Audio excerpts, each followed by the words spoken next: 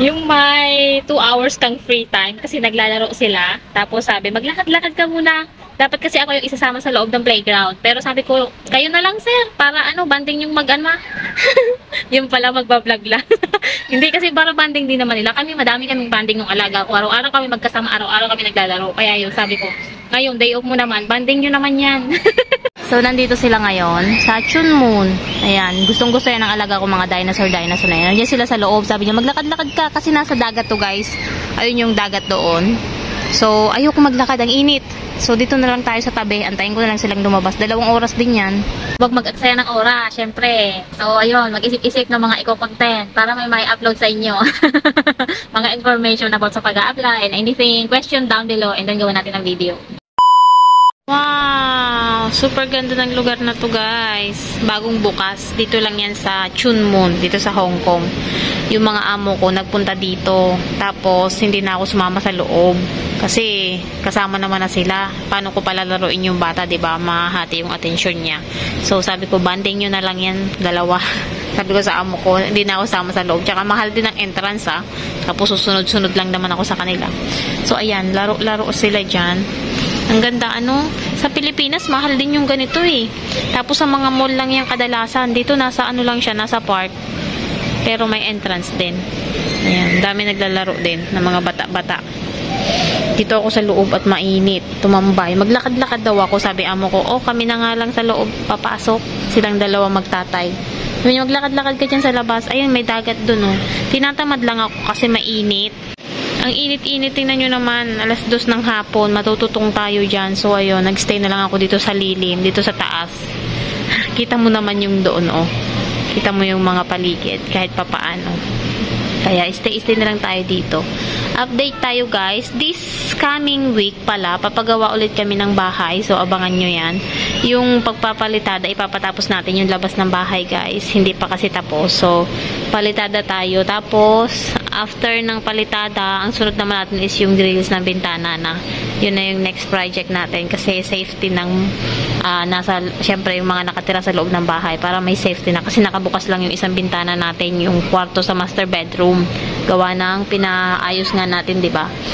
So, wala pang bintana. So, ayun yung next project natin. In God's will, this coming month, January. This January. So, ayun. Inaantay ko lang sila. Bali, 1 hour and 20 minutes. 1 hour and 20 minutes bago sila lumabas. Ayan, palabas na pala. Ayan na. Naglalakad na. Kita niyo yung 2. Ayan. Malapit na. So, mamaya ulit. Kwentuhan. At palabas na. Uwi na kami. Patulogin ko na yan. Tapos, trabaho na naman tayo. Magluluto ng dinner naman pagkatulog ng bata. Tsaka magtiklop, magplansya. Ayan na, paulit-ulit na trabaho natin araw-araw. Malapit na guys. 9 months na lang. Uwian na. Ang bilis no. Baba na tayo. Kasi, baka akyat din sila dito. Kasi dito ang daan namin pa uwi eh. 9 months na lang guys. Dati, ang bagal-bagal ng buwan. Parang 1 year pa. Ang tagal-tagal. Tapos ngayon, 9 months na lang. Ang bilis. At least, diba? Sa 9 months na yun, ang dami nang nangyari. Nakapagpapagawa na tayo ng bahay ngayon. Ganan-ganan. Sobrang dami nang nangyari. At least, may nangyayari. Sige na, baka nandiyan na sila. Sa mga nagtataka about sa aking mata. Anong nangyari sa mata mo? Bakit ganyan? Di ka ba natutulog?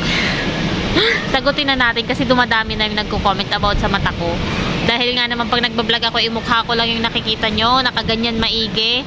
So, talagang halatang halata anong nangyari sa mata mo. So, ayun. Nasisilaw ako. So, bakit pagayan?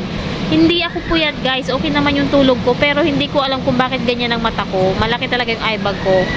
And yung mga anak ko, parang ganun din sila. Nakikita ko. So, sabi ko, baka ano talaga siya. Inborn.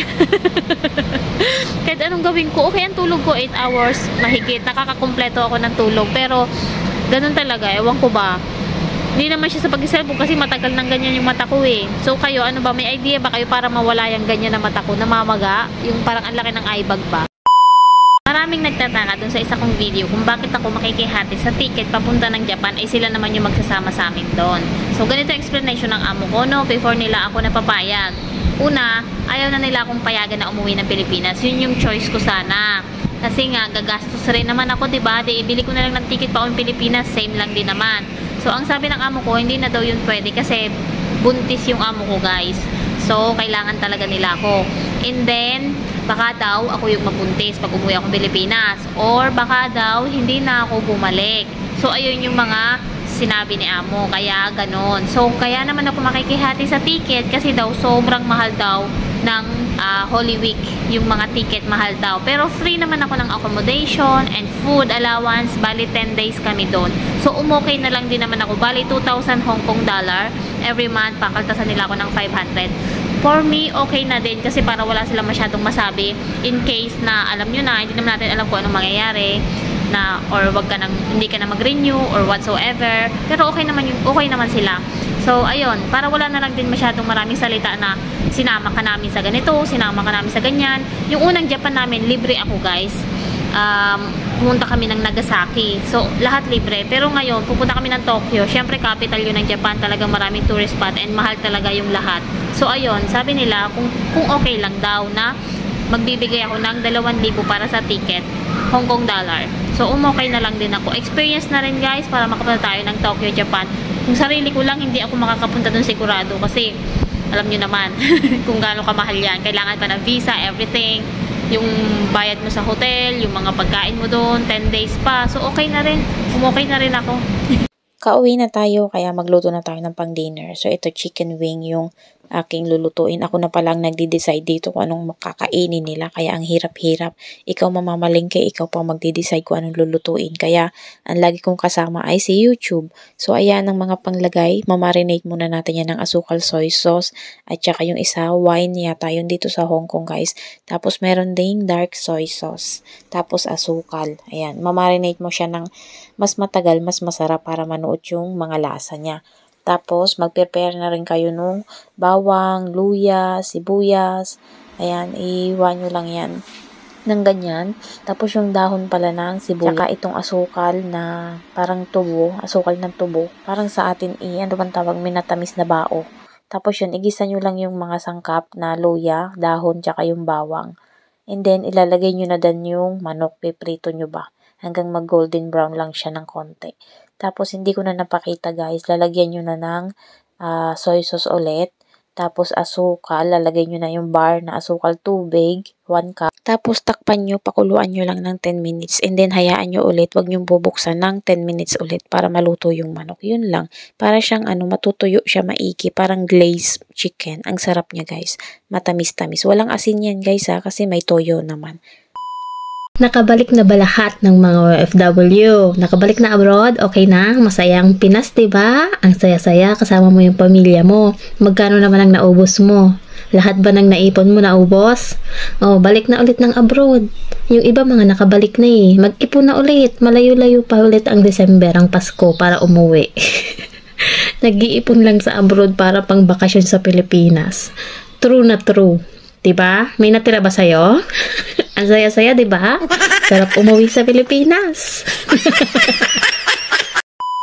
Sa unang mga buwan nyo dito sa Hong Kong, susubukin talaga nila ang inyong mga ugali. Sa unang buwan, siguro sasabihin nyo, ay ang bait ng mga amo ko, ganito, ganyan. Pero habang tumatagal kayo, may mga bagay na gagawin nila sa inyo na susubukin nila yung pagiging honest nyo. Sana makuha nyo yung tiwala ng mga amo nyo para mapagkatiwalaan nila kayo and maging magaan yung pagtatrabaho nyo sa loob ng bahay nila. Yun kasi yung pinaka-importante, yung maging magaan ang loob nyo sa bawat isa. So sana maging honest tayo sa kanila. Kung may itinatanong sila, sasagot kayo na talagang yun ang nangyari. Kasi kapag isang beses na nagsinungaling tayo, mahirapan tayo niyan. Mahirap makuha ang mga tiwala ng mga yan. Kaya kapag nakuha nyo na, pangalagaan yung mabuti. So, good luck sa mga mag-a-apply dito sa Hong Kong. Sana makayanan natin ng 2 taon. Dati okay lang kasi hindi ako nagluluto sa amo ko, guys. Sila lahat bumibili sa labas o kaya sa labas kami kakain.